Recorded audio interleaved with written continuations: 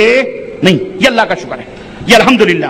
سنو, کہتے ہیں مردار کے بال اور سینگ اور ہڈی اور دانت یہ سب چیزیں پاک ہیں, اگر پانی میں پڑ جائیں تو نجس نہیں ہوگا. خیر, یہ رہا مسئلہ جناب عالی, کس پانی سے وضو ٹوٹتا ہے اور کس پانی سے وضو نہیں ٹوٹتا. اب آئیے جانوروں کے جھوٹے کا بیان. کہتے ہیں کتا اگر کسی برتن میں منہ ڈال دے تو 3 مرتبہ دھونے سے پاک ہو جائے گا. یہ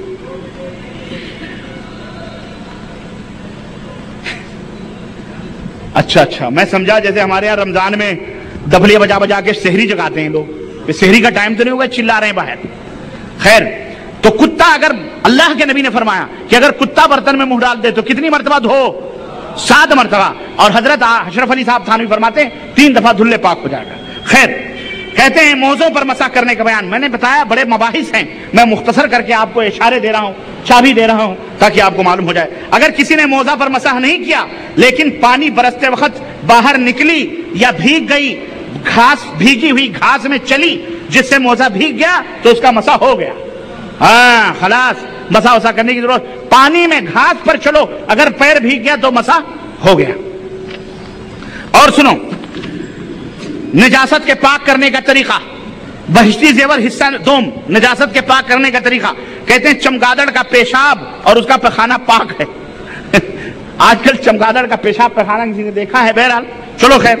کہتے ہیں نجاست غلیظ میں سے اگر پتلی اور بہنے والی چیز کپڑے یا بدن میں لگ جاوے تو اگر پھیلاؤ میں روپے کے برابر یا اس سے کم ہو تو معاف ہے. روپیہ سمجھتے ہیں, روپیہ سکہ, اس کے برابر ہے تو معاف ہے. اور بے اس کے دھوئے نماز پڑھ لے تو اس کی نماز ہو جائے گی. اور اگر گاڑھی ہے تو جیسے پیخانہ اور مرغی کی بیٹ وغیرہ, تو اگر وزن میں 4.5 ماشا یا اس سے کم ہو تو بے دھوئے نماز اس سے درست ہے. اب وہ تولو, یہ 4 ماشا ہے کہ 3 ماشا ہے کہ 2 ماشا, تب نماز پڑھو. سمجھ رہے ہیں؟ خیر, اور بھی اس کے اندر بڑے مسائل ہیں, میں اس میں کہاں جاؤں. کہتے ہیں ہاتھ میں اگر کوئی چیز نجس لگی تھی, اس کو کسی نے زبان سے 3 دفعہ چاٹ لیا تو پاک ہو. نجاست لگی, میری ماں بہنوں ذرا تم دھیان سے سنو, کبھی آسانی سے یہ نسخہ نہیں اپنانا کہ کبھی پیخانہ دھلتے دھلتے بچے کا اگر کہیں انگلی میں لگ گیا تو سوچو اب کون جائے دھلنے لاؤ, یہیں چاٹ لیں. یا تو ہماری احناف جو مائیں بہنیں ہیں وہ یہ کریں گی, چاٹیں گی, ہے نا. ایک مولوی صاحب نے کہا ہم نے یہ کتاب لکھی اسی بات پر, کسی نے ان کو ٹوکا تھا تو کہا ہم نے کب کہا کہ آپ چاٹیے. ارے اگر کسی نے چاٹ لیا تو سوال یہ پیدا ہو کہ اللہ کے نبی نے نجاست صاف کرنے کا, چاٹنے کا بھی کوئی ڈھنگ اور طریقہ بتلایا؟ اگر بتلایا ہے ہاتھو برہانکم ان کنتم صادقین. بہرحال کہتے ہیں کہ کتے کا لعاب نجس ہے اور کتا خود نجس نہیں. کتا خود نجس اور ناپاک, لیکن اس کا لعاب کیا ہے؟ نجس. خیر, یہی بہشتی زیور استنجے کا بیان. کہتے ہیں کہ جب پیخانہ پیشاب کو جاوے تو ننگے سر نہ جاوے. پیخانہ اور پیشاب کو جائے تو ننگے سر, سب کے لیے حکم بھائی. اسی لیے ہمارے ہاں ایک مفتی تھا, وہ جب بھی پیشاب پیخانہ کرنے جاتا دور لوٹا تو ٹوپی پہن کے جاتا تھا. تو جو قوم پیخانہ پیشاب ٹوپی پہن کے کرتی ہو, تو نماز میں اگر تم کہو ٹوپی نہ پہنو تو مانے گی؟ خیر, اب کہتے ہیں حضرت فرماتے ہیں کہ عشاء کا وقت صبح ہونے تک باقی رہتا ہے. اللہ کے نبی نے فرمایا کہ آدھی رات تک عشاء کا وقت ہوتا ہے, اس کے بعد عشاء کا ٹائم کیا ہو جاتا ہے؟ نصف لیل کے بعد ختم. اور حضرت فرماتے ہیں صبح تک عشاء کا وقت باقی رہتا ہے, فجر تک. خلاص پڑھتے رہو. اسی لیے یہ لوگ پڑھتے رہتے ہیں جب دل کہتا ہے, اور اوقات کے ٹائم ہے اس میں. کہتے ہیں اگر فجر کی نماز پڑھنے میں سورج نکل آیا تو نماز نہیں ہوتی ہے, سورج میں روشنی آ جانے کے بعد قضا پڑھے. لیکن اگر عصر کی نماز پڑھنے میں سورج ڈوب گیا تو اس کی نماز ہو جاتی. اور اللہ کے رسول صلی اللہ علیہ وسلم کی متفق علیہ روایت صحیح بخاری اور صحیح مسلم کی, اللہ کے نبی نے فرمایا کہ اگر کسی نے صبح کی نماز کی نیت باندھی اور 1 رکعت پڑھی اور دوسری رکعت میں سورج نکل آیا تو اس کی نماز ہو جاتی. اور اسی طرح غروب نیت باندھی اس نے اور دن غروب ہو گیا 1 رکعت پڑھنے کے بعد, پوری نماز پڑھ لے, اس کی نماز ہو جاتی. یہ دونوں حدیثیں صحیح بخاری اور صحیح مسلم کے اندر موجود ہیں. لیکن حضرت حکیم الامت فرماتے ہیں اور فقہ حنفی کے حوالے سے کہ اگر فجر میں دن نکل آیا تو نماز نہیں ہوتی, عصر میں ڈوب گیا تو نماز. یہ کہاں ہے؟ یہ قرآن اور سنت کے, یہ حدیث رسول کے سراسر خلاف. نماز کی شرطوں کا بیان. اگر زبان سے نیت کہنا چاہے تو اتنا کہہ لینا کافی ہے کہ نیت کرتی ہوں میں آج کے ظہر کے فرض کی, اللہ اکبر, یا نیت کرتی ہوں ظہر کی سنتوں کی. نعوذ باللہ. یہ کہاں ہے, کس حدیث سے ثابت ہے بتلاؤ؟ اسی طرح اگر کئی دن کی نمازیں قضا ہو گئیں تو دن تاریخ مقرر کر کے نیت کرے. ہاں نیت کرتی ہوں میں مثلا آج کی 7 صفر 1426 ہجری مطابق 17 مارچ سن 2005 عیسوی ٹائم فلانا اس نماز کی قضا پڑھ رہی.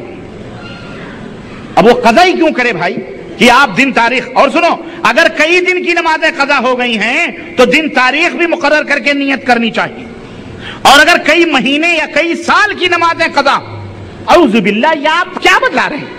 اللہ کے نبی تو ایک نماز چھوڑنے کی وعیدیں فرما رہے ہیں اور آپ اتنا کھلا ماشاءاللہ.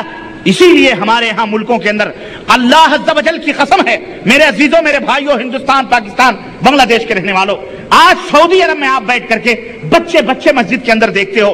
ہمارے ہاں مسجدوں کے اندر جو حاضری دیتے ہیں جن کی داڑھیاں سفید ہو چکی ہیں وہ بیچارے جاتے ہیں. جوان طبقہ جمعہ کے علاوہ اور کبھی مسجد کے اندر نظر آتا نہیں آتا ہے. کیوں؟ اس لیے کہ وہ اپنے آپ کو حنفی سمجھتے ہیں. مولویوں نے چھوٹ دی ہوئی ہے، نماز کے اوپر کوئی بحث نہیں، کوئی بات نہیں، کوئی فضیلت نہیں. کہاں جاتے ہو نماز پڑھنے؟ الا من رحم اللہ. اکثر و بیشتر نماز سے بیگانہ عورتیں مسجدوں کے اندر، عورتیں بیگانہ ہیں. اذان ہوتی ہے، عورتوں کے روپٹے ان کے سروں پہ ضرور چڑھتے ہیں، لیکن نماز پڑھنے کے لیے اپنے گھر کے اندر بھی یہ داخل نہیں ہوتی، نہیں نماز پڑھتی ہوں. گاؤں بستیوں کو دیکھو، ہمارے ہاں بستی گاؤں جا کے دیکھو، عورتیں تقریباً 95% نماز نہیں پڑھتی، 95% نماز نہیں پڑھتی. یہ مہلتیں ہیں. حکیم الامت صاحب کی بہجتی زیور پڑھ کر قضا کر لو، چلو مہینے میں پڑھ لیں گے، سال میں پڑھ لیں گے. سنو اگر کئی مہینے یا کئی سال کی نمازیں قضا ہو تو مہینے اور سال کا نام بھی لے اور کہے کہ فلانے سال کے فلانے مہینے کی فلاں تاریخ کی فجر کی قضا پڑھتی ہوں. کہاں، کون سے، کیا ثبوت ہے اس کا؟ کیا دلیل ہے؟ حکیم الامت صاحب آپ جو یہ دنیا کو درس اور تعلیم دیتے ہیں. سنو عورت کس طرح نماز پڑھ رہی ہے، اس کا طریقہ. فرض نماز پڑھنے کے طریقے کا بیان. رکوع میں دونوں ہاتھ کی انگلیاں ملا کر گھٹنوں پر رکھ دے اور دونوں بازو پہلو سے خوب ملائے رہے اور دونوں پیر کے ٹخنے بالکل ملا دے وے. رکوع میں عورت ٹخنے اور بازو سب ملا کر رکھے اور سجدے میں پاؤں کھڑا نہ کرے بلکہ داہنی طرف کو نکال دے اور خوب سمٹ کر اور دب کر سجدہ کرے کہ پیٹ دونوں رانوں سے اور باہیں دونوں پہلو سے ملا دے وے اور دونوں باہیں زمین پر رکھ دے وے. اللہ کے نبی نے جس طرح فرمایا کہ کتے کی طرح اپنی باہوں کو نہ پھیلاؤ، حضرت فرما رہے دونوں باہیں کتے کی طرح زمین پر. میں نہیں لکھا کتا، لیکن میں کہتا ہوں کتے کی طرح، کیونکہ کتا ہی دونوں باہوں کو زمین پر رکھتا ہے، جسے اللہ کے نبی نے منع فرمایا. دونوں باہیں زمین پر رکھ دے اور فرض نماز میں پچھلی 2 رکعتوں میں الحمدو کے ساتھ اور کوئی صورت نہ ملاوے. یہ طریقہ ہے عورت کی نماز کا. کس نے بتلایا یہ طریقہ؟ اللہ کے رسول نے فرمایا. کہتے ہیں اگر کوئی رکوع سے کھڑی ہو کر سمی اللہ لمن حمدہ ربنا ولک الحمد یا رکوع میں سبحان ربی العظیم نہ پڑھے یا سجدہ میں سبحان ربی الاعلیٰ نہ پڑھے یا آخر کی بیٹھک میں التحیات کے بعد درود شریف نہ پڑھے تو بھی نماز ہو گئی. یہ آمین رفع دین پہ مر رہا ہے. یہ رفع دین نہ کریں تو نماز نہیں ہوتی. میں کہتا ہوں تم یہ سب کیوں پڑھتے ہوگے؟ سبحان ربی العظیم کیوں پڑھتے ہو؟ ربنا لک الحمد کیوں کہتے ہو؟ اللہ اکبر کیوں کہتے ہو؟ سمی اللہ کیوں کہتے ہو؟ سبحان ربی الاعلیٰ. اٹھک بیٹھک کر لو، خلاص نماز ہو گئی. یہ بھی کوئی نماز ہے؟ بولو یہ بھی کوئی نماز ہے؟ یہ ہمارے نبی نے یہ نماز کا طریقہ بتلایا ہے. استغفر اللہ.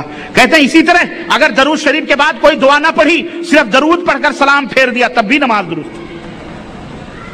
سجدے کے وقت کہتے ہیں نیت باندھتے وقت ہاتھوں کا اٹھانا سنت ہے، اگر کوئی نہ اٹھائے تب بھی نماز ہو جاتی. لو بھیا کچھ نہیں، چپ چاپ صرف. اب کیا میں بتاؤں اس نماز کی شکل کیا ہوگی، اللہ ہی بہتر جانتا ہے. کہتے ہیں اگر پچھلی 2 رکعتوں میں الحمد نہ پڑھے بلکہ 3 دفعہ سبحان اللہ سبحان اللہ سبحان اللہ کہہ لے تب بھی نماز ہو جاتی. اور اگر کچھ نہ پڑھے، چپکی کھڑی رہے تو بھی کوئی حرج نہیں، نماز ہو جاتی. ہم نے کہا حضرت یہی پہلے بتا دیتے